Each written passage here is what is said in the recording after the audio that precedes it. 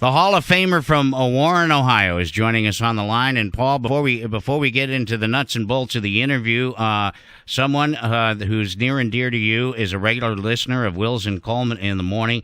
He's 80 years young, Clem Sembetta, and you guys go way, way back, I understand. Well, we certainly do, Casey. As a matter of fact, he was my very first football coach when I played at First Street School in Warren, Ohio. That was grammar school. We played six-man football. I started out as his quarterback, but my hands were not quite large enough to throw the football. And ironically, he switched me to wide receiver, and we made some interesting things happen. Yeah, I guess. That's unbelievable. So he's kind of the guy that gave you your start at wide receiver, Paul. I'll never forget. You're coming to the Browns as a rookie, and you know what? The one thing I'll remember, and I'm just a youngster at the time, that you carried yourself like a 10-year veteran of the National Football League in your rookie year. Well, I had a lot of help, and the great thing the Browns organization did for me, Casey, was they asked the late Ray Renfro, who was a great receiver himself, to be my personal tutor for 6 weeks. And in that 6-week period of time, he gave me all the knowledge of his 12 years of experience and worked with me on a daily basis, held my hand and formed me and made me the receiver that I came to be for not only that year, but for the 13 years or so I played in the National Football League. Paul, every time you caught a ball, you averaged 20 yards a reception, which, knowing you, is not as remarkable as the other number that jumps out of your Hall of Fame career, and that is every fifth time you caught a pass, you were in the end zone, or wound up there. Fortunately for me, I played with great teams and very good quarterbacks. No question about that.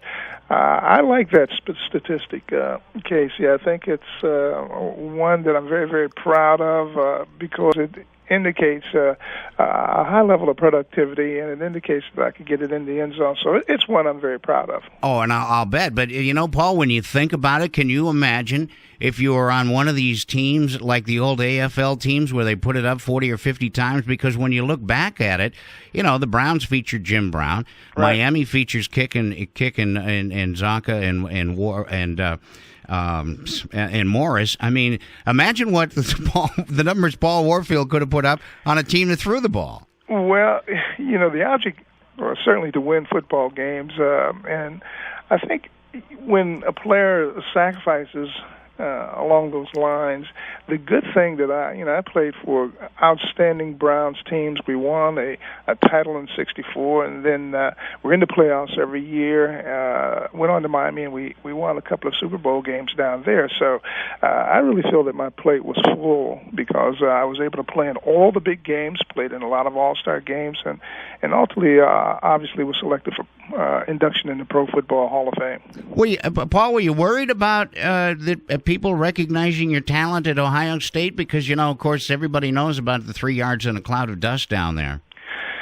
Not really. I just wanted to play in the National Football League. I hoped I would be able to play offensive football, but it looked like when I was drafted by the Browns and also the Buffalo Bills, as a matter of fact, in the old American Football League, the initial interest was for me to play as a cornerback because I played both ways at Ohio State. But when I came here, and Clement Sembetta, that we mentioned as my grade school coach, Blanton Collier had a keen eye also. So after the first minicamp, he said I was going to play wide receiver, and so I was very happy about that.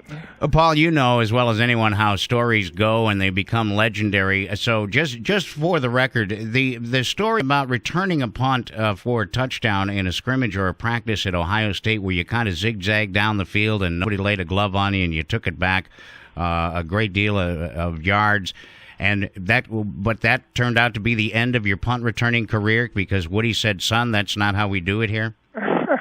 Is that true? Well, Woody was a great coach, and I certainly learned a great deal of football from him. But I have no reservations about him saying that I would not return punts after that because that's pretty tough business up in the National Football League. Sure. And Paul, do you, like many of your teammates do, when a team starts 8-0, 9-0 in the National Football League because you were a member of the perfect team, do you hold your breath? Not really, and I think that's been a little bit overblown to a certain extent by the press, but I'm sure there are certain members of my team who feel a little bit tentative when some teams are making a run at us, but it was such a phenomenal feat when we look back on it, going back to 72. I just take an approach that if a team has the right kind of metal and they're made of the right kind of stuff, if they can go the distance, then I'll be the first one to salute them. I'm interested then on your take of the New England Patriots. Obviously, the Dolphins were a very dominant team. The Patriots don't get a lot of credit about their 15 consecutive wins.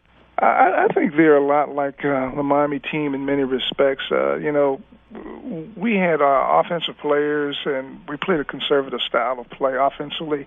They have good offensive players. They're a little bit conservative.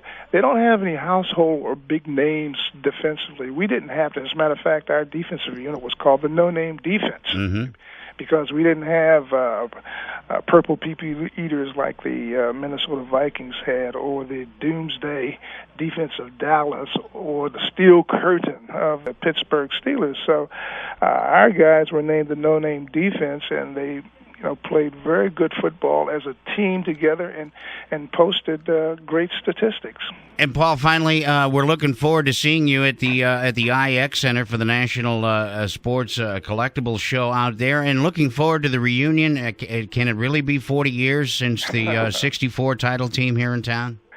Well, it really is going to be 40 years, and I'd like to mention a couple of things about that IX show. You, of course, mentioned Bernie Kosar, who is from the Youngstown area. Bernie is going to be there along with Jim Brown is coming in, Dan Marino of football, my old teammate Bob Greasy, baseball, Pete Rose, Johnny Bench, Whitey Ford, Rocky Colavito. How about that name? He was a favorite of mine when mine too. He played for the Cleveland Indians, and so there's going to be a lineup of just a lot of great stars are going to be there.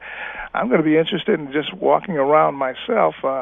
I guess they've got over 60 athletes at the IX Center, and it's going to be just really great for fans to come out with very special appearances from even some of the younger prospective stars coming up, like Carson Palmer of the Cincinnati Bengals. And although I know you don't mention Cincinnati Bengals up in Cleveland, but nevertheless, he's on the list too.